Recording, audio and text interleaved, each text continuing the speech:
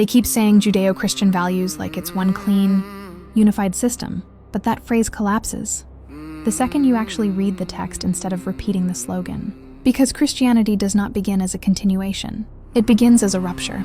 If the two systems were the same, then Jesus Christ didn't come to reinforce anything. He came for no reason at all.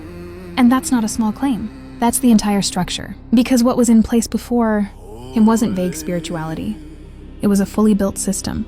Law, sacrifice, priesthood, temple, covenant boundaries, clean and unclean, insider and outsider. It was precise. It was enforced. It was identity itself. Then Christ steps in and starts doing things that make absolutely no sense inside that system. He forgives sins without going through the temple. He heals on the Sabbath. He touches what was considered unclean. He speaks to people who are outside the covenant structure. That's not alignment.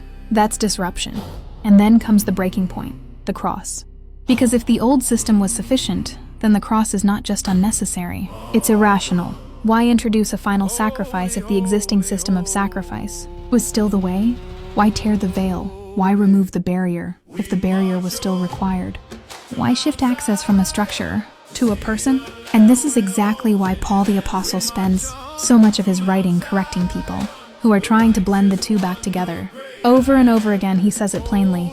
You are not under the law. If righteousness could come through the law, then Christ died for nothing. Nothing. That's not a soft distinction. That's a total contradiction. Even Peter the Apostle, one of the closest to Jesus, needed a direct intervention to understand that the old categories of clean and unclean no longer applied the same way. That alone tells you this wasn't a smooth continuation. Even insiders had to be corrected in real time. And John the Baptist doesn't show up saying, let's stay where you are.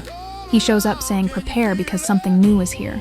Not upgraded, not rebranded, new. So when people compress all of that into Judeo-Christian values, what they're really doing is flattening a theological earthquake into a political catchphrase, because it's easier to say it's all the same than to wrestle with what actually changed. But the text doesn't support same. It documents transition from law to grace, from system to savior, from restricted access to direct relationship. That's why the New Testament exists at all. Because if nothing fundamentally changed, there would be nothing to write.